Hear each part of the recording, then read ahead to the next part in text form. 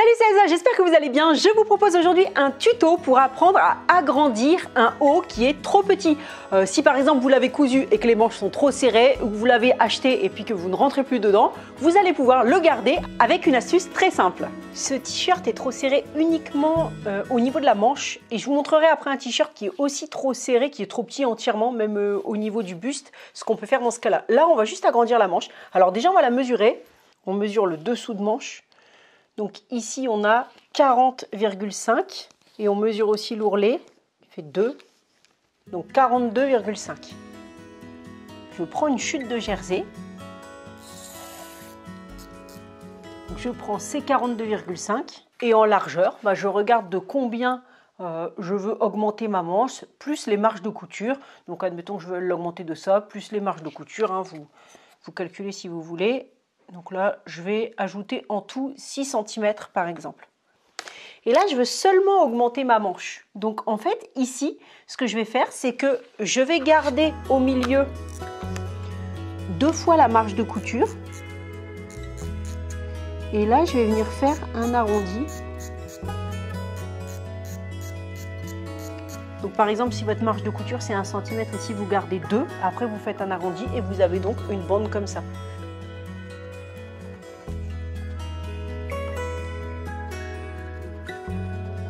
Maintenant, je vais couper sous la manche. Et là, je peux couper du coup le surjet. Alors ici, 2 niveaux de finition. Si on veut que ce soit joli, il faut découdre l'ourlet. Et si on n'a pas envie de trop s'embêter, on vient faire l'ourlet ici d'abord et ensuite on viendra piquer. Moi, je vais quand même défaire l'ourlet. J'ai envie d'avoir quelque chose de joli. Je retourne mon t-shirt, mais ça marche aussi avec les blouses, ça marche avec les chemises, ça marche avec ce que vous voulez. Pour les chemises, il faudra défaire le poignet, mais la technique, elle marche avec tout. Et je vais venir piquer mon morceau. Alors, le morceau qui est resserré, ce sera à l'intérieur. Le morceau le plus large, c'est de ce côté-là, et je pique endroit contre endroit.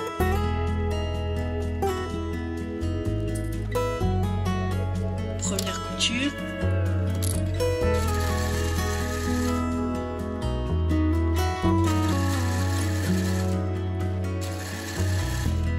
Là, je couds à la surjeteuse parce que j'ai un t-shirt et que j'ai une surjeteuse. Si on a un t-shirt qu'on n'a pas de surjeteuse, on fait un point éclair. Et si on est en train de coudre un tissu classique, on coud avec un point droit, mais on n'oubliera pas de venir surfiler après.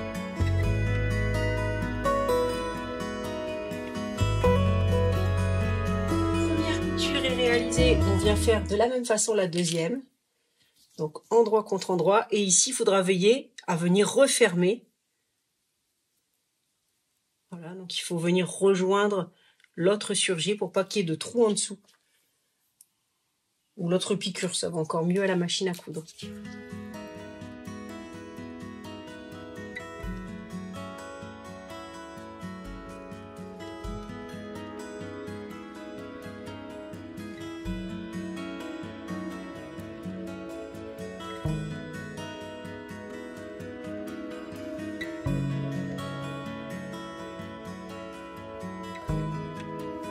Je suis venue croiser la première couture, je vais rentrer les fils ici. Et voilà ce qu'on obtient. Une manche agrandie. On fait la même chose, bien entendu, avec l'autre côté. Vous voyez, c'est même joli, hein, ça fait une petite pointe comme ça en dessous. Et puis pour finir le bas de la manche, eh bien, on va venir tout simplement faire un ourlet. Donc, point éclair de la machine à coudre ou aiguille double ou recouvreuse. Mais vous voyez, comme on avait défait l'ourlet, on va avoir une jolie manche. Il suffit de refermer et on repique au même endroit qu'il y avait, où il y avait l'ourlet initial. Deuxième cas, cette fois, je voudrais agrandir l'ensemble du t-shirt, donc également le buste. Bon, sur la vidéo, le buste n'est pas trop petit pour moi, mais c'est juste pour vous montrer le principe. Donc c'est bien pratique si l'ensemble du vêtement est trop petit. Alors, je vais tout couper. Avant, je peux déjà mesurer. Donc je vais mesurer 2 choses. Je vais mesurer le dessous de manche. 43. Le côté. 40. Et la valeur d'ourlet, donc au manche, on a 2. Et en bas, on a également 2. Donc plus 2 et plus 2. Donc en fait, c'est tout simple. Je dois couper un grand rectangle. Mais je vais mettre un petit cran. Ce sera bien d'avoir un cran ici pour le dessous de bras. Ici, le côté plus l'ourlet, 42. Et là, la manche plus ourlet, 45. Et là, j'aurai le cran. Côté et manche. Ce qui est bien en plus, c'est que les chutes de jersey, souvent on a des bandes comme ça, dans la hauteur justement, dont on ne sait pas quoi faire.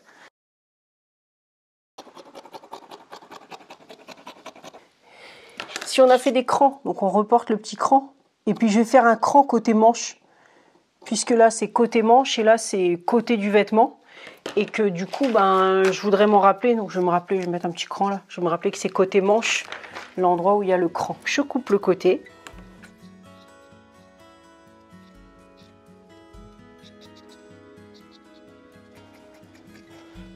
Je coupe en plus la marge comme tout à l'heure.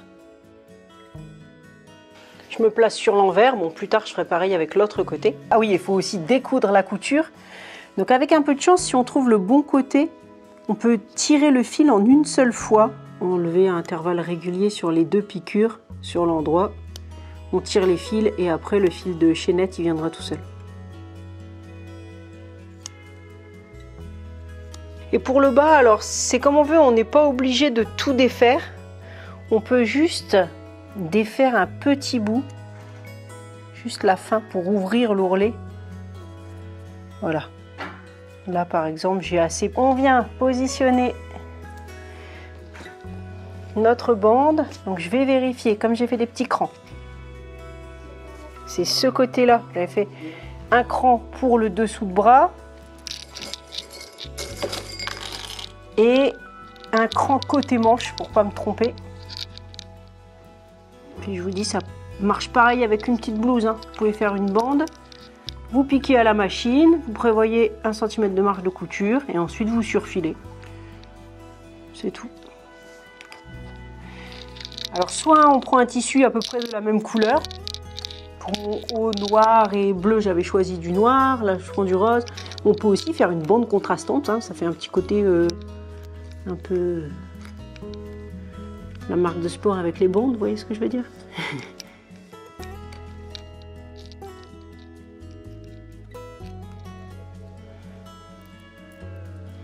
Même chose, on va piquer du bas de la manche jusqu'en bas du vêtement.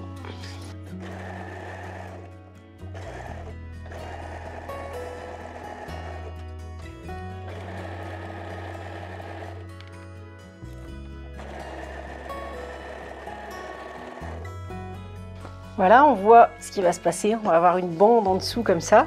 Et donc, on vient refermer. Et on fait la même chose de l'autre côté. Là, pareil, j'ai décousu un tout petit bout pour pas avoir à refaire tout l'ourlet du bas. Et on vient piquer.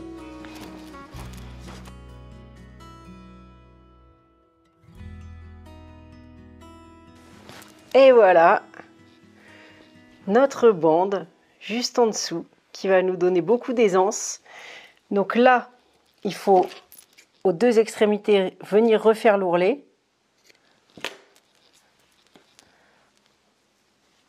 Comme c'est même un tout petit passage, on pourrait peut-être même faire 2 lignes de point droit, ça ira bien, ou un passage à l'aiguille double ou à la recouvreuse, c'est encore mieux.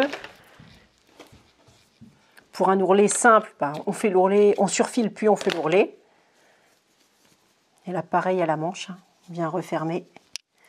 Et vous voyez comme ça, c'est tout propre. On fait la même chose de l'autre côté et je vous montre le résultat d'un haut pas portable et pas confortable. On arrive à quelque chose qu'on peut remettre. Ce qui est génial quand on a par exemple un peu grossi et qu'on veut garder nos affaires ou qu'on s'est trompé.